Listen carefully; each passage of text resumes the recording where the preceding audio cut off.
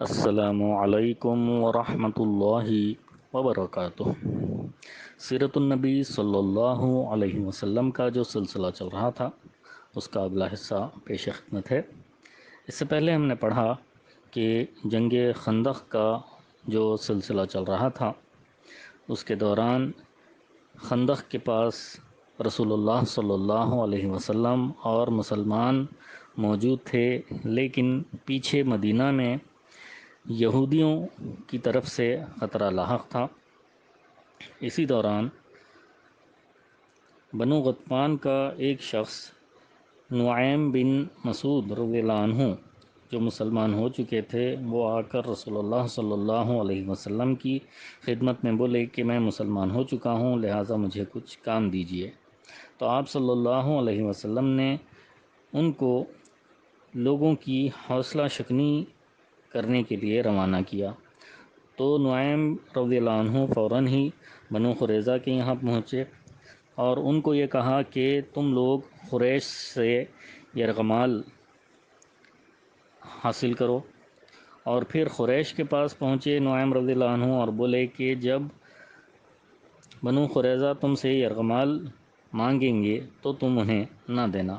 اب اس کے آگے اس کے بعد جمعہ اور سنیچر کے درمیان رات کو قریش نے یہود کے پاس یہ پیغام بھیجا کہ ہمارا قیام کسی سازگار اور موزوں جگہ پر نہیں ہے، گھوڑے اور اونٹ مر رہے ہیں، لہٰذا ادھر سے آپ لوگ ادھر سے ہم لوگ اٹھیں اور محمد صلی اللہ علیہ وسلم پر حملہ کر دیں۔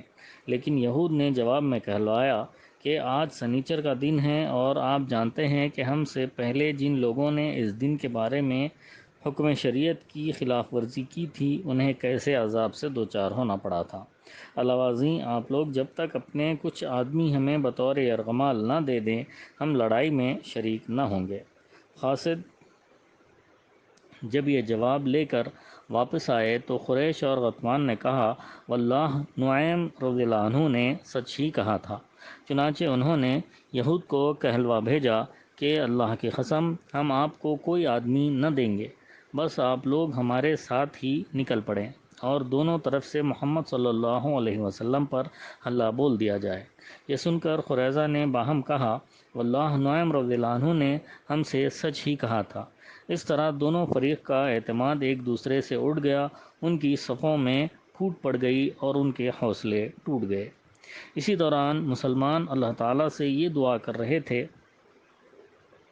اے اللہ ہماری پردہ پوشی فرما اور ہمیں خطرات سے معمون کر دے، اور رسول اللہ صلی اللہ علیہ وسلم یہ دعا فرما رہے تھے اے اللہ کتاب اتارنے والے اور جلد حساب لینے والے ان لشکروں کو شکست دے، اے اللہ انہیں شکست دے اور جھنجھوڑ کر رکھ دے۔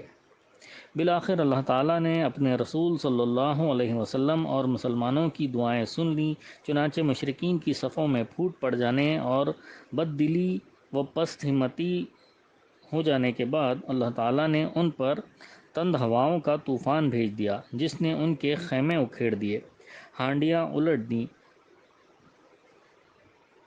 کھوٹیاں اکھاڑ دیں، کسی چیز کو قرار نہ رہا، اور اس کے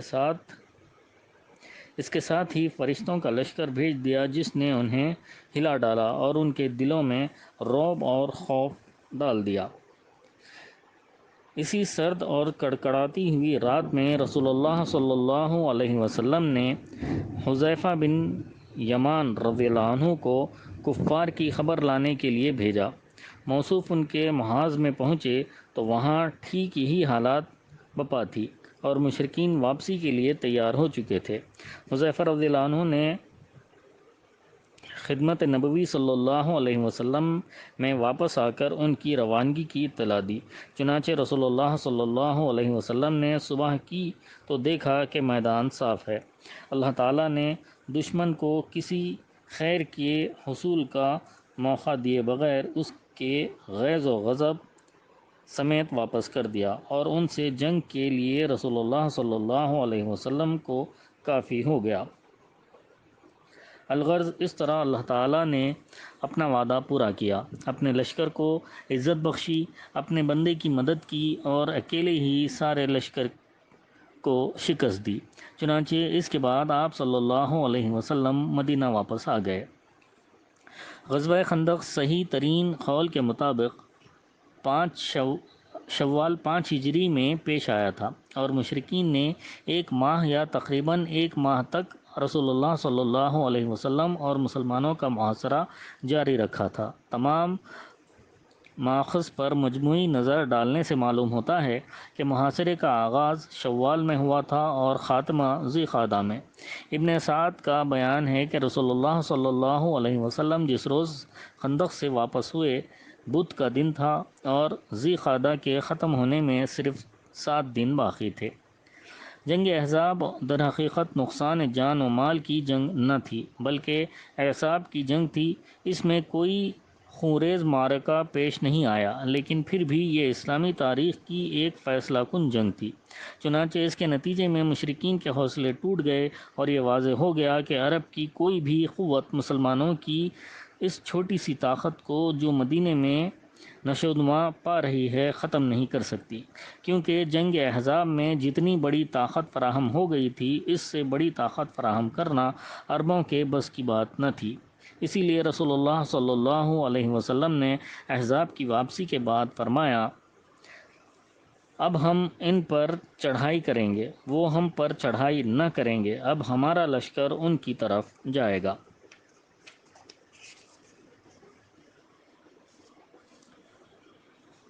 غزوہ بنو قریظہ۔ جس روز رسول اللہ صلی اللہ علیہ وسلم خندق سے واپس تشریف لائے، اسی روز ظہر کے وقت جب کہ آپ صلی اللہ علیہ وسلم ام سلمہ رضی اللہ عنہا کے مکان میں غسل فرما رہے تھے، جبریل علیہ السلام تشریف لائے اور فرمایا، کیا آپ صلی اللہ علیہ وسلم نے ہتھیار رکھ دیے؟ حالانکہ ابھی فرشتوں نے ہتھیار نہیں رکھے، اور میں بھی قریش کا تعاقب کر کے بس واپس چلا آ رہا ہوں۔ اٹھیے اور اپنے رفقا کو لے کر بنو قریظہ کا رخ کیجیے، میں آگے آگے جا رہا ہوں، ان کے قلعوں میں زلزلہ برپا کروں گا اور ان کے دلوں میں رعب و دہشت ڈالوں گا۔ یہ کہہ کر جبریل علیہ السلام فرشتوں کے جلو میں روانہ ہو گئے۔ ادھر رسول اللہ صلی اللہ علیہ وسلم نے ایک صحابی سے منادی کروائی کہ جو شخص سماع و طاعت پر قائم ہے وہ عصر کی نماز بنو قریظہ ہی میں پڑھے۔ اس کے بعد مدینے کا انتظام ابن ام مکتوم رضی اللہ عنہ کو سونپا، اور علی رضی اللہ عنہ کو جنگ کا فریرہ دے کر آگے روانہ فرما دیا۔ وہ بنو قریظہ کے قلعوں کے قریب پہنچے تو بنو قریظہ نے رسول اللہ صلی اللہ علیہ وسلم پر گالیوں کی بوچھاڑ کر دی۔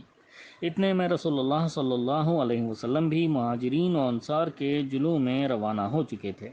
آپ صلی اللہ علیہ وسلم نے بنو قریظہ کے دریا میں پہنچ کر انا نامی ایک کنویں پر نزول فرمایا۔ عام مسلمانوں نے بھی لڑائی کا اعلان سن کر فوراً دیار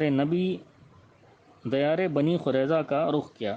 راستے میں عصر کی نماز کا وقت آ گیا تو بعض نے کہا، ہم جیسا کہ ہمیں حکم دیا گیا ہے بنو قریظہ پہنچ کر ہی عصر کی نماز پڑھیں گے، حتیٰ کہ بعض نے عصر کی نماز عشاء کے بعد پڑھی، لیکن کچھ دوسرے صحابہ رضی اللہ عنہم نے کہا، آپ صلی اللہ علیہ وسلم کا مقصود یہ نہیں تھا، بلکہ یہ تھا کہ ہم جلد از جلد روانہ ہو جائیں، اس لیے انہوں نے راستے ہی میں نماز پڑھ لی۔ البتہ جب رسول اللہ صلی اللہ علیہ وسلم کے سامنے یہ پیش ہوا تو آپ صلی اللہ علیہ وسلم نے کسی بھی فریق کو سخت سست نہیں کہا۔ بہرکیف مختلف ٹکڑیوں میں بٹ کر اسلامی لشکر دیار بنو قریظہ میں پہنچا اور نبی صلی اللہ علیہ وسلم کے ساتھ شامل ہوا۔ پھر بنو قریظہ کے قلعوں کا محاصرہ کر لیا گیا۔ اس لشکر کی کل تعداد 3000 تھی اور اس میں 30 گھوڑے تھے۔ جب محاصرہ سخت ہو گیا تو یہود کے سردار کعب بن اسد نے یہود کے سامنے 3 متبادل تجویزیں پیش کی۔ پہلی یہ کہ یا تو اسلام قبول کر لیں اور محمد صلی اللہ علیہ وسلم کے دین میں داخل ہو کر اپنی جان، مال اور بال بچوں کو محفوظ کر لیں۔ کعب بن اسد نے اس تجویز کو پیش کرتے ہوئے یہ بھی کہا کہ واللہ تم لوگوں پر یہ بات واضح ہو چکی ہے کہ وہ واقعی نبی اور رسول ہیں، اور وہ وہی ہیں جنہیں تم اپنی کتاب میں پاتے ہو۔ اور دوسری تجویز یہ پیش کی کہ یا اپنے بیوی بچوں کو خود اپنے ہی ہاتھوں قتل کر دیں، پھر تلوار سونت کر نبی صلی اللہ علیہ وسلم کی طرف نکل پڑیں اور پوری قوت سے ٹکرا جائیں، اس کے بعد یا تو فتح پائیں یا سب کے سب مارے جائیں۔ اور تیسری تجویز یہ پیش کی کہ یا پھر رسول اللہ صلی اللہ علیہ وسلم اور صحابہ کرام رضی اللہ عنہم پر دھوکے سے سنیچر کے دن ٹل پڑیں، کیونکہ انہیں اطمینان ہوگا کہ آج لڑائی نہیں ہوگی۔ لیکن یہود نے ان تینوں میں سے کوئی بھی تجویز منظور نہ کی، جس پر ان کے سردار کعب بن اسد نے جھلا کر کہا، تم میں سے کسی نے ماں کی کوکھ سے جنم لینے کے بعد ایک رات بھی ہوش مندی کے ساتھ نہیں گزاری۔ ان تینوں تجاویز کو رد کر دینے کے بعد بنو قریظہ کے سامنے صرف ایک ہی راستہ رہ جاتا تھا کہ رسول اللہ صلی اللہ علیہ وسلم کے سامنے ہتھیار ڈال دیں اور اپنی قسمت کا فیصلہ آپ صلی اللہ علیہ وسلم پر چھوڑ دیں۔ لیکن انہوں نے چاہا کہ ہتھیار ڈالنے سے پہلے اپنے بعض مسلمان حلیفوں سے رابطہ قائم کر لیں، ممکن ہے پتہ لگ جائے کہ ہتھیار ڈالنے کا نتیجہ کیا ہوگا۔ چنانچہ انہوں نے رسول اللہ صلی اللہ علیہ وسلم کے پاس پیغام بھیجا کہ آپ صلی اللہ علیہ وسلم ابو لبابہ کو ہمارے پاس بھیج دیں، ہم ان سے مشورہ کرنا چاہتے ہیں۔ ابو لبابہ ان کے خلیف تھے اور ان کے باغات اور آل و اولاد بھی اسی علاقے میں تھے۔ جب ابو لبابہ رضی اللہ عنہ وہاں پہنچے تو مرد حضرات انہیں دیکھ کر ان کی طرف دوڑ پڑے اور عورتیں اور بچے ان کے سامنے دھاڑیں مار مار کر رونے لگے۔ اس کیفیت کو دیکھ کر ابو لبابہ رضی اللہ عنہ پر رقت طاری ہو گئی۔ یہود نے کہا، ابو لبابہ، کیا آپ مناسب سمجھتے ہیں کہ ہم محمد صلی اللہ علیہ وسلم کے فیصلے پر ہتھیار ڈال دیں؟ انہوں نے فرمایا، ہاں، لیکن ساتھ ہی ساتھ ہاتھ سے حلق کی طرف اشارہ بھی کر دیا، جس کا مطلب یہ تھا کہ ذبح کر دیے جاؤ گے۔ لیکن انہیں فوراً احساس ہوا کہ یہ اللہ اور اس کے رسول کے ساتھ خیانت ہے، چنانچہ وہ رسول اللہ صلی اللہ علیہ وسلم کے پاس واپس آنے کے بجائے سیدھے مسجد نبوی پہنچے اور اپنے آپ کو مسجد کے ایک کھمبے سے باندھ لیا اور قسم کھائی کہ اب انہیں رسول اللہ صلی اللہ علیہ وسلم ہی اپنے دست مبارک سے کھولیں گے اور وہ آئندہ بنو قریظہ کی سرزمین میں کبھی داخل نہ ہوں گے۔ ادھر رسول اللہ صلی اللہ علیہ وسلم محسوس کر رہے تھے کہ ان کی واپسی میں دیر ہو رہی ہے۔ پھر جب تفصیلات کا علم ہوا تو فرمایا، اگر وہ میرے پاس آ گئے ہوتے تو میں ان کے لیے بخشش کی دعا کر دیتا، لیکن جب وہ وہی کام کر بیٹھے ہیں تو اب میں بھی انہیں ان کی جگہ سے کھول نہیں سکتا یہاں تک کہ اللہ تعالیٰ ان کی توبہ قبول فرما لے۔ انشاءاللہ تعالیٰ اس کے بعد اگلی نشست میں بیان کیا جائے گا۔ اللہ تعالیٰ ہم سب کو نبی کریم صلی اللہ علیہ وسلم سے جیسی محبت کرنی چاہیے ویسی محبت کرنے والا بنائے اور نبی کریم صلی اللہ علیہ وسلم کے نقش قدم پر اپنی زندگیوں کو گزارنے والا بنائے۔ آمین ثم آمین وآخر الدعوانا ان الحمد للہ رب العالمین۔